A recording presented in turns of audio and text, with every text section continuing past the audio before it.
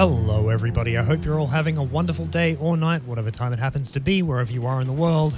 My name is Jay, and welcome to the debut episode of History's Hangnails, the podcast where we deep dive on bizarre mysteries from our past. Today's journey begins late 1860 on the shores of the Bay of Fundy in Nova Scotia, Canada. At the Spencer's Island shipyard, the keel of the first large vessel built here was laid down. The owner-to-be of this vessel, along with 8 others, was Joshua DeWiss, also a shipwright, the proprietor of the shipyard itself, and the local esquire for his community at the time. This ship was to be constructed entirely of locally felled timber using carvel planking, a style of shipbuilding that calls for the beams to be laid beside each other and the curve of the ship to be determined by the frame. The opposite method is known as clinker planking, where the planks are overlapped and the hull is built shell first, the former being prioritized as it allowed shipwrights to construct much larger vessels that could handle the pressure and sway of rougher seas. The ship in question was rigged as a brigantine, being described in her registration documents as 30.3 meters in length, 7.8 meters broad, with a depth of 3.6 meters and a gross tonnage of 198.42. On May 18, 1861, the ship was launched and registered at the nearby community Parsboro under the name Amazon. Also among the co-owners was one Robert McClellan, the man who would be the first captain of this new vessel. Their maiden voyage would be to 5 Islands, another nearby rural community made up of Moose Island, Diamond Island, Long Island, Egg Island, and Pinnacle Island. These rise above the water as part of the North Mountain Ridge, an underwater landmass composed mostly of basalt, formed from cooled magma. Some of these islands even hold their own tales of intrigue. Regarding Moose Island, for example, though the derivation of its name was not so spectacular, its origins are of note. It was also the only one of the 5 islands to ever be inhabited by people. In the early 1800s, John Ruff, a Scotsman, settled this outpost with his family. Much of the forest would be cleared, and a modest farm established, providing the settlement with produce, wood, and charcoal. Ruff had a reputation for being a hard, cruel person, even extending to rumors of domestic violence against his wife and children. After his death was found to be steeped in suspicious circumstances, many looked to his son as the perpetrator. A controversial trial eventually led to acquittal, and the family moved to the mainland. To dip a toe into the paranormal, folk have even reported seeing a light walking the shore of the island on dark nights, as though John Ruff's spirit remains searching for vengeance.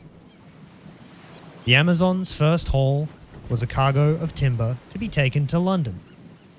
They picked up the materials at 5 Islands, then set off on their trip across the Atlantic Ocean. After supervising the loading, however, and only 9 days after its initial launch, the captain would fall ill with pneumonia, and the crew were forced to turn back to Spencer's Island. On June 19, McClellan succumbed to his illness, and command of the vessel fell to John Parker. They resumed their journey to London, but the mishaps had only just begun. A collision with some fishing equipment in the Narrows off the coast of Eastport, Maine, a city and archipelago in Washington County, caused some damage to the hull, and after unloading their cargo and beginning their departure from London, they ran into and sank a brig in the English Channel. Mishaps aside, she remained in commission, and in November of 1861 crossed the Atlantic to France, and in Marseille was possibly the subject of a painting by a well-known maritime artist of the Marseille School. Despite the previous happenings, Parker remained in command for 2 years, during which the vessel worked mostly in the West Indies trade. In 1863, Parker was succeeded by William Thompson, who remained in command until 1867. These years were recounted as quiet and uneventful. one of the sailors recalled, "We went to the West Indies, England, and the Mediterranean. What we call the foreign trade. Nothing unusual happened." The peace could not last forever. In October of 1867, the Amazon was driven ashore in a storm and found to be so badly damaged that the consortium of owners decided to abandon her as a wreck. On October 15, she was acquired as a derelict by Alexander McBean of Glace Bay, Nova Scotia. Within a month, he had sold the wreck to a local businessman, who, in November 1868, sold it to Richard W. Haynes, an American mariner hailing from New York. Haynes paid $1,750 to purchase the wreck, then spent a further $8,825 on restorations. He claimed the position of captain, and in December 1868, registered her with the collector of the Port of New York, a federal position responsible for collection of import duties on foreign goods that entered the United States via sea, and the name given to the refitted ship, Mary Celeste. Haynes obviously had some unsettled debts, because in October of 1869, the ship was seized by his creditors and sold to a new consortium in New York, headed by one James H. Winchester. The members of this consortium came and went over the next 3 years, though Winchester did retain at least a half share throughout. Strangely enough, there have been no records found of the Mary Celeste engaging in any trading activities during this time. And in 1872, the ship underwent major reconstruction, costing the owners $10,000 and increasing the size of the ship considerably. Her length was increased to 31 meters, the breadth to 7.8 meters, and the depth to 4.9 meters. A second deck was also added. Many of the timbers were replaced, and the gross tonnage increased to 282.28. By October 29, 1872, the consortium was made up of Winchester with 6 shares, 2 minor investors with 1 share each, with the remaining 4 of 12 total shares being held by Benjamin Spooner Briggs, a master mariner and experienced sailor, who would also become the ship's next captain. Benjamin Briggs was born April 24, 1835 in Wareham, Massachusetts, and was one of 5 sons to Sea Captain Nathan Briggs. All but one of his sons went to sea, with 2 of them becoming captains. In 1862, Benjamin married his cousin Sarah Elizabeth Cobb and had 2 children, Arthur, born in September 1865, and Sophia Matilda in October 1870. By this time, Briggs had advanced to a high standing within his profession, and along with his brother Oliver, each invested in shares of separate ships, with Benjamin taking his 4 shares of the Mary Celeste. After its refitting, the ship's first journey would be to Genoa in Italy. He arranged for his wife and infant daughter to accompany him, while his school-aged son was left at home in the care of his grandmother. Briggs made sure to choose his crew carefully. Albert G. Richardson was first mate, and had sailed with Briggs in the past. Andrew Gilling took second mate, a sailor from New York with Danish heritage, and Edward William Head was signed on as the steward, on personal recommendation from James Winchester. The rest was composed of 4 German sailors from the Frisian Islands, the brothers Volkert and Bos Lorentzen, Arian Martens, and Gottlieb Gutscharp. All members of the crew were described by Briggs and his wife as peaceable and first-class sailors, and quietly capable if they continued as they have begun. I also have here a quote from the book Unsolved Mysteries of the Sea by Patricia Fanthorpe. I feel like it paints a much more story-oriented picture of the crew and the relationships between them. In addition to his crew, Briggs was accompanied by his lovely 30-year-old wife, Sarah Elizabeth, daughter of the Reverend Cobb, the Congregationalist minister in Marion, Massachusetts, and their toddler daughter, Sophia Matilda. Their son, 7-year-old Arthur Stanley, was being cared for by Nathan and Sophia Briggs, his paternal grandparents. Poignantly, in her last letter, posted from Staten Island, Sarah Briggs said how much she was looking forward to getting a letter from her young son. Briggs's first mate was Albert G. Richardson, who was 28 years old and had served as a soldier in the American Civil War. His wife was the niece of James H. Winchester, principal shareholder in the Mary Celeste. He and Briggs had sailed together before, and Richardson was known to be a brave, honest, and reliable seaman, although there were rumours of a clandestine romance between him and the attractive Sarah Briggs. Andrew Gilling, who was 3 years younger than Richardson, served as second mate and was also known as a loyal and reliable sailor. He was a New Yorker with Danish ancestors. 23-year-old Edward William Head served as the ship's cook and steward. He was a Brooklyn man who enjoyed the same high reputation as the three officers. The remaining crew members were German. Volkert Lorentzen and his brother Boz were in their 20s. Gottlieb Goodschall was in the same age range as the Lorentzens. Ariane Martens was the mystery man.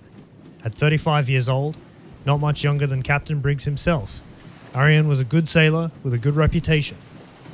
Furthermore, he was fully qualified as a mate, but he had signed on the Mary Celeste as an ordinary seaman. On October 20, 1872, Briggs arrived at Pier 50 on the East River in New York City to supervise cargo loading, with his wife and daughter joining him a week later. On Sunday, November 3, Briggs wrote to his mother to say that he intended to leave on Tuesday, and when the day arrived, the Mary Celeste left Pier 50 with Briggs, his wife and daughter, and 7 crew.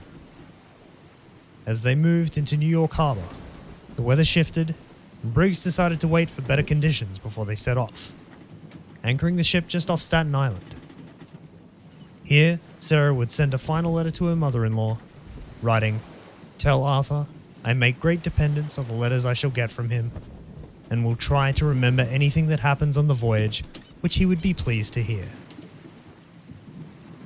This next section is again from Unsolved Mysteries of the Sea, another section that holds far more detail than what I could find elsewhere online. Before their departure, Captains Briggs and Morehouse dined together with their wives at Astor House, a luxury hotel in New York City at the time. Morehouse was an old friend of the Briggs family and was in command of the Dei Gratia, which would be bound for Gibraltar with a cargo of petroleum. His wife and Sarah Briggs were also good friends by all accounts. On November 7, the Mary Celeste duly set out from New York, heading for Genoa. 8 days later, the Dei Gratia weighed anchor and set out for Gibraltar. Her log revealed that for 10 days or so, her voyage was uneventful and routine. At 10 o'clock on the afternoon of December 5, helmsman John Johnson saw a ship approximately 5 miles off the Dei Gratia's port bow. Their position at the time was 38 degrees 20 minutes north by 17 degrees 15 minutes west, approximately 600 miles off the coast of Portugal. Johnson, an intelligent, experienced seaman, suspected almost immediately that there was something strangely wrong with the distant ship. She was yawing appreciably, and there was something odd about her sails. The Dei Gratia was actually in this position on December 4, around 1 p.m. on a Wednesday by the Standard Land time zone, but is recorded also as December 5 by nautical time. The report was passed to the second mate, John Wright, who observed the situation and reported it to the skipper. On viewing the ship through his telescope, Captain Morehouse gave the order to move ahead and investigate the derelict. Other information here states the ship was actually sighted 6 miles, or 9.7 kilometers from the Dei Gratia's position, heading on an unsteady path towards them. As the vessel drew close, Morehouse could see nobody on deck and received no reply to his signals, so he sent DeVoe, the first mate, along with Wright, to take a closer look. The pair established that this was in fact the Mary Celeste by the name on her stern, Upon climbing aboard, they found the ship deserted. The sails were partly set and in poor condition, some missing altogether, and much of the rigging was badly damaged. The main hatch cover was secure, but the fore and lazarette hatches, the hatch to the rear of the helm, were open, their covers lying beside them on the deck. The ship's single lifeboat was a small yawl, a two-masted sailing vessel with the mizzenmast positioned behind or very close to the rudder stock, that had apparently been stowed across the main hatch, but it was missing, while the binnacle that housed the ship's compass and other fragile navigational equipment had shifted from its place and the glass cover was broken. In the hold, they found around 1.1 meters of water, a significant but not alarming amount for a ship of this size, and a makeshift sounding rod, used to measure the amount of water in the hold, was found abandoned on deck. They found the ship's log in the mate's cabin, and its final entry was dated at 8 a.m., November 25, 9 days earlier.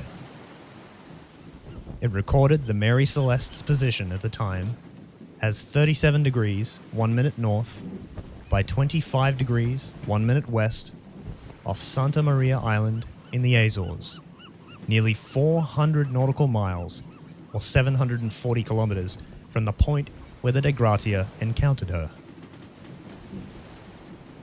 DeVoe noticed that the cabin interiors were wet and untidy from water entering through the doorways and skylights, but were otherwise in reasonable order.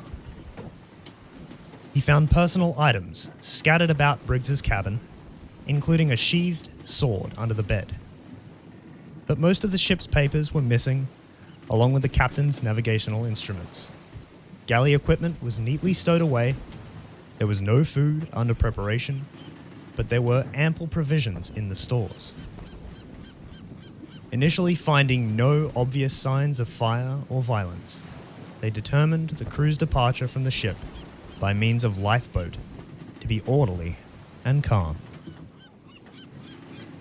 After Wright and DeVoe reported their findings to Captain Morehouse, they decided to bring the derelict into Gibraltar, 600 nautical miles or 1,100 kilometers away. Under maritime law, La Salva could expect a substantial share of the combined value of a rescued vessel and cargo, the exact award depending on the degree of danger inherent in the salvaging. The crew divided themselves between the two vessels, and while the weather was relatively calm, the journey was slow going due to both ships being undercrewed. The De Gratia reached Gibraltar on December 12, but the Mary Celeste had encountered fog and arrived on the following morning. She was immediately impounded by the Vice Admiralty Court to prepare for salvage hearings.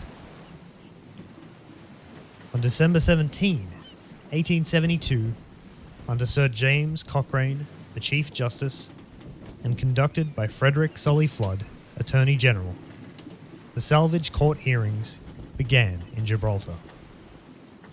As a side note, Flood was described by historians as arrogant, pompous, not terribly intelligent, but unshifting in his opinions. The testimonies of Wright and DeVoe convinced Flood beyond a shadow of a doubt that foul play was at hand on the Mary Celeste, and an alcohol-fueled crime had been committed. He ordered an examination of the Mary Celeste, from which they discovered cuts on each side of the bow, possibly caused by a sharp instrument, and possible traces of blood on the captain's sword. The report emphasized that the ship did not appear to have been struck by heavy weather, citing a vial of sewing machine oil found upright in its place. The investigators did not acknowledge that the vial might have been replaced since the abandonment, nor did the court raise this point. The report on the whole concluded that the ship had not been involved in a collision or run aground, while a further inspection by a group of Royal Navy captains endorsed the opinion that the cuts on the bow had been made deliberately. They also discovered stains on one of the ship's rails that they thought may have been blood, along with a deep mark, possibly caused by an axe. These findings strengthened original suspicions that something had gone amiss between the crew, or possibly with an outside party. On On January 22, 1873, Flood sent the reports to the Board of Trade in London, adding his own conclusion that the crew had gotten into the alcohol they were transporting and murdered the Briggs family and the ship's officers in a drunken frenzy. The cuts in the bow were said to be made to simulate a collision. Then the mutineers fled in the now missing yawl to suffer an unknown fate. Flood also thought Captain Morehouse and his crew may have been hiding something. Specifically, that the Mary Celeste had been abandoned in a more easterly location, and that the log had been doctored before they turned it in as evidence. He simply could not accept that the Mary Celeste would be able to travel so far, completely unmanned. On January 15, James Winchester arrived in Gibraltar to inquire when the Mary Celeste might be released to complete its delivery. Flood demanded a surety of $15,000 to release the ship, but Winchester did not have the money. He became aware that Flood thought he might have deliberately engaged a crew that would kill Briggs and his officers as part of some conspiracy. On January 29, during a series of sharp exchanges with Flood, Winchester testified to Briggs's high character and insisted that Briggs would not have abandoned the ship, except under extreme circumstances. The theories of mutiny and murder received significant setbacks when scientific analysis of the stains found on the sword and elsewhere on the ship showed no traces of human blood. A second blow to these conclusions followed in a report commissioned by the American consul in Gibraltar from Captain Schufelt of the US Navy. It was found here that the marks on the bow were not man-made, but came from natural actions of the sea on the ship's timbers. With nothing else concrete to support his opinions, Flood reluctantly released the Mary Celeste from the court's jurisdiction on February 25. 2 weeks later, with a locally raised crew headed by Captain George Blatchford from Massachusetts, the ship left for Genoa. The question of the salvage payment was decided on April 8, when Cochrane announced the award, £1,700, or the equivalent of about 1/5 of the total value of ship and cargo. This was a far lower number than expected, one authority posing that the award should be twice or even 3 times that amount, given the level of hazard involved in bringing the ship into port. Morehouse and his crew would be forever under suspicion in the court of public opinion. So now, let's properly dive into some of the theories about what may have happened between the final stopover, mysterious disappearance, and sudden reappearance of the Mary Celeste. The first is, of course, as described in the salvage trials in Gibraltar, foul play. While the evidence found later failed to support Flood's opinions, suspicion yet lingered. Flood and some newspaper reports briefly suspected insurance fraud on the part of Winchester, on the basis that the Mary Celeste had been heavily overinsured.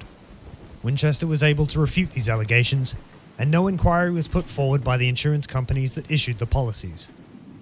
Though it is simply conjecture, an article printed in the Quarterly Review in 1931 suggested that Morehouse could have lain in wait for the Mary Celeste, then lured Briggs and his crew aboard the De Gratia and killed them there. This theory holds little water, as it ignores the fact that the De Gratia was the slower of the 2 ships, left New York 8 days after the Mary Celeste, and would not have been able to catch up to the Mary Celeste before she reached Gibraltar. Another similar hypothesis posits that Briggs and Morehouse were partners in a conspiracy to share the salvage proceedings, though it has been queried that if they were planning a conspiracy, why carry it out in such a manner that drew so much attention to the mystery?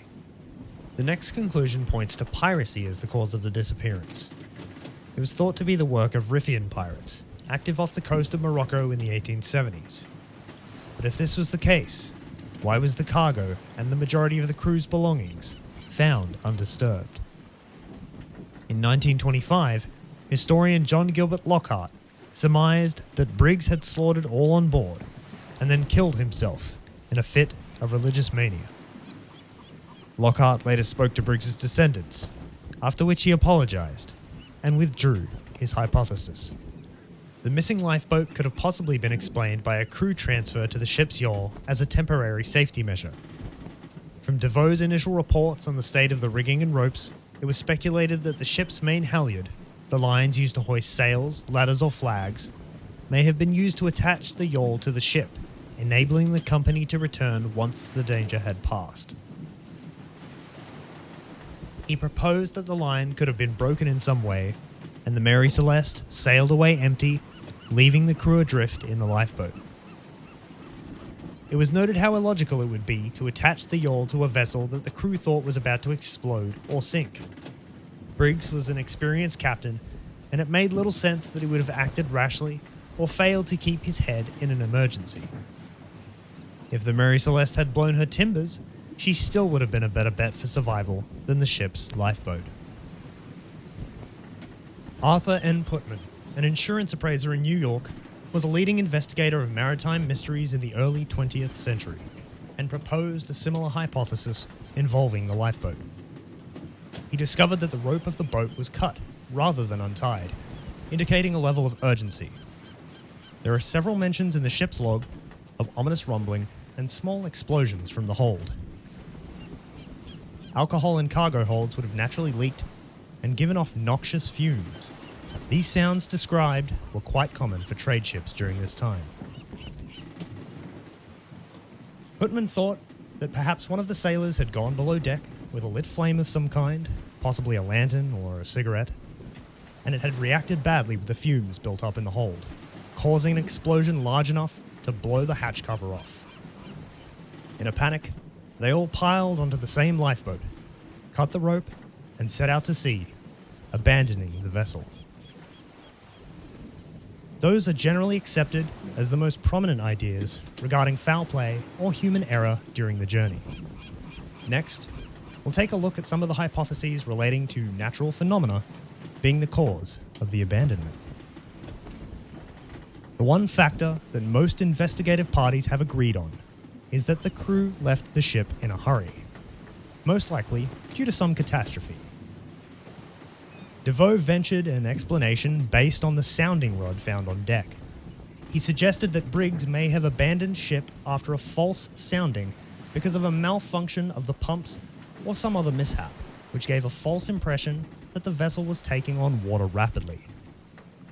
A severe water spout strike before the abandonment could explain the amount of water on the ship and the state of the sails and rigging. For those who have never seen this, a water spout is an intense vortex that occurs over a body of water. Most waterspouts do not suck up water, they are small, weak, rotating columns of air over water. They generally form in 5 stages: formation of a dark spot on the surface of the water, a spiral pattern, formation of a spray ring, development of the visible condensation column, and ultimately decay. Low barometric pressure generated by the spout could have driven water from the bilges up into the pumps, leading the crew to assume that the ship had taken on more water than she had and was in danger of sinking. There is also the possibility that a displaced iceberg had appeared, though hydrographical evidence found suggested that an iceberg drifting so far south was improbable, and other ships would have seen it had there been one. There is more consideration given to the suggestion that the Mary Celeste began drifting towards the Dolibarat Reef off Santa Maria Island, and Briggs, fearing they would run aground, ordered the crew onto the lifeboat to attempt to reach land. Once they had left, the wind could have picked up, blowing the ship further into the reef, while perhaps rougher seas swallowed the yawl. However, the ship was becalmed, meaning all sails were furled, and would not have been able to catch the wind enough to run it aground at such a rate. An earthquake on the seabed could have caused sufficient turbulence on the surface to damage parts of the Mary Celeste's cargo, thus releasing the alcoholic fumes mentioned earlier. Briggs may have feared an imminent explosion, and this led to the crew abandoning the vessel. This also provides an alternative reasoning for the hatch cover being removed, perhaps an attempt to air out the cargo hold. In 2006, an experiment was carried out for Channel 5 television by chemist Andrea Sella of University College London. The results of these tests helped to back up and revive the explosion hypothesis. Sella built a model of the hold with paper cartons representing the barrels. Using butane, he created an explosion that caused a considerable blast and a ball of flame, but no fire damage within the replica hold. This pushes forward the hypothesis that if an explosion was the cause, it would have been a pressure wave explosion. The final cluster of suggested explanations we'll cover in this episode are, of course, those of the paranormal or mythical nature. Take everything you hear in the next few minutes with at least a cup and a half of salt. Fact and fiction became intertwined in the decades that followed. The LA Times retold the Mary Celeste story in June of 1883, adding quite a bit of invented detail. The November 1906 issue of Overland Monthly and Out West magazine reported that the Mary Celeste had drifted off the Cape Verde Islands some 1,400 nautical miles or 2,600 kilometers south of where it was actually discovered. Among many other bizarre inaccuracies here are the reports that Briggs was the first mate and that there were live chickens on board. The most influential retelling, according to many, was a story in the January 1884 issue of the Cornhill magazine, which ensured that the Mary Celeste affair would never be forgotten. This was an early work of Arthur Conan Doyle. If you don't know him by name, you may know him by his most famous creation, Sherlock Holmes. Conan Doyle was 25 at the time and served as a ship's surgeon. His story, J. Habakkuk Jeffson's statement, rarely adhered to the facts. He had renamed the ship the Marie Celeste, and the captain, J.W. Tibbs. The voyage took place in 1873, and it was from Boston to Lisbon. Conan Doyle did not expect his story to be taken seriously, but the US consul was still sufficiently intrigued to inquire if any part of his story might be true. In 1913, the Strand magazine provided an alleged survivor's account from one Abel Fosdyke, supposedly the Mary Celeste's steward. In this version, the crew had gathered on a temporary diving platform to watch a swimming contest, when the platform suddenly collapsed. All except Fosdyke were drowned or eaten by sharks. Unlike Conan Doyle's story, the magazine proposed this as a serious explanation for the abandonment, but contained many simple errors, including Briggs being referred to as Griggs, Morehouse as Boyce, the age of Briggs' daughter, the crew size, and a general ignorance of nautical language. Another more plausible literary hoax in the 1920s, perpetrated by Irish writer Lawrence J. Keating, presented as a survivor's account of the events. It told a complex tale of madness, murder, and collusion with the crew of the Dei Gratia. Once again, there were many basic errors. Keating claimed the survivor's name to be John Pemberton and used Conan Doyle's alternate name for the ship, the Marie Celeste.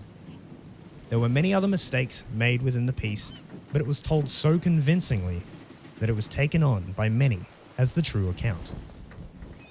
In 1924, the Daily Express published a story by Captain R. Lucy, whose alleged informant was the Mary Celeste's former bosun or quartermaster, though no such person is listed among the crew.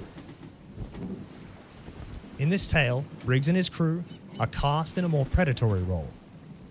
They spot a derelict steamship, which they board and find deserted, with 3,500 pounds sterling worth of gold and silver. They decide to split the money, abandon their ship, and seek new lives in Spain, which they reach by using the steamer's lifeboats. This story was also widely believed for a time. The September 17, 1904 edition of Chambers' Journal suggests that the entire crew was picked off one by one by a giant octopus or squid. Generally, giant squid can reach around 15 meters in length and had been known to attack ships, but this story holds little value among more realistic scenarios. Other explanations suggested paranormal intervention.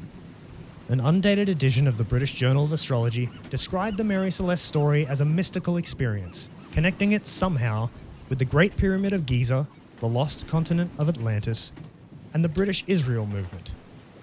The Bermuda Triangle, of course, has been invoked, even though the ship was abandoned in a completely different part of the Atlantic. Similar fantasies also spread to hypotheses of abduction by aliens. To wrap up the episode, I'll talk a bit about the final days of the Mary Celeste following the Gibraltar trial. The Mary Celeste left Genoa on June 26, 1873, and arrived in New York on September 19. The name had attained a negative stigma due to the trials and stories of bloodshed and murder published in various media. In February of 1874, the ship was sold at a considerable loss to a partnership of New York businessmen. The Mary Celeste sailed mainly in the West Indian and Indian Ocean routes, regularly losing money. In February of 1879, she was reported at the island of St. Helena, where she had called to seek medical assistance for her captain at the time, Edgar Tuthill. He died on the island, encouraging the idea that the ship was cursed. He would be her third captain to die prematurely. In February of 1880, the owners sold the Mary Celeste to a partnership of Bostonians headed by Wesley Gove. A new captain, Thomas L. Fleming, remained in the post until August 1884, when he was replaced by Gilman C. Parker. During these years, the ship's port of registration changed several times before reverting to Boston. There are no records of her voyages during this time, although it has been asserted that Gove tried hard to make a success of her. In November 1884, a conspiracy was planned amongst a group of Boston shippers who filled the Mary Celeste with a largely worthless cargo, misrepresented on the ship's manifest as valuable goods, and insured it for $30,000 US, around $900,000 today. On December 16, she set out for Port-au-Prince, or Prince's Port, the capital and chief port of Haiti. On January 3, 1885, the Mary Celeste approached the port via the channel between Gonave Island and the mainland, in which lay a large and well-charted coral reef known as the Rochelois Bank. They deliberately ran her aground, ripping out her hull and wrecking the ship beyond repair. He and the crew then rowed themselves ashore, where they sold the salvageable cargo for $500 to the American consul and instituted insurance claims for the alleged value. When the consul reported that what he had bought was almost worthless, the ship's insurers began a thorough investigation, which soon revealed the truth of the overinsured cargo. In July 1885, the consortium of perpetrators was tried in Boston for conspiracy to commit insurance fraud. Parker received additional sentencing for the crime of barratry, the act of willfully casting away a ship, which carried the death penalty. The conspiracy trial was heard first, but on August 15, the jury announced that they could not agree on a final verdict. Some jurors were unwilling to risk placing prejudice on Parker's forthcoming capital trial by finding him guilty on the conspiracy charge. Rather than ordering an expensive retrial, the judge negotiated an arrangement whereby the defendants withdrew their insurance claims and repaid all they had received. The barratry charge against Parker was deferred, and he was allowed to go free. Nevertheless, his professional reputation was now marred, and he died in poverty 3 months later. One of his co-defendants went mad, and another killed himself. It has been stated that if the court of man could not punish these men, the curse that had deviled the ship since her first skipper had died on her maiden voyage could reach beyond the vessel's watery grave and exact its own terrible retribution. In August 2001, an expedition headed by the marine archaeologist and author Clive Cussler announced that they had found the remains of a ship embedded in the Rochelois Reef. Only a few pieces of timber and some metal artifacts could be salvaged, the remainder of the wreckage lost within the coral. Initial tests of the wood indicated that it was the type extensively used in New York shipyards at the time of the Mary Celeste's 1872 refit, and it seemed the remains of the Mary Celeste had been found. However, further investigation and tests carried out by the Geological Survey of Canada showed them that the wood came from trees, most probably from the US state of Georgia, that would have still been growing in 1894, about 10 years after the demise of the Mary Celeste. A vessel seemingly cursed to never see true success and the subject of a mystery that remains to this day. Don't forget, I stream 4 days a week over at twitch.tv/Jayborwocky, that's JAYBBERWOCKY. You can also show your support and help out the podcast by heading to patreon.com/Jayborwocky and signing up for one of the 3 member tiers listed. Make sure to keep a weather eye out for announcements regarding future episodes. @HangnailPod is the official Twitter for the podcast, and all announcements will appear there. Thank you all for joining me. I hope you enjoyed the episode, and I'll see you next time.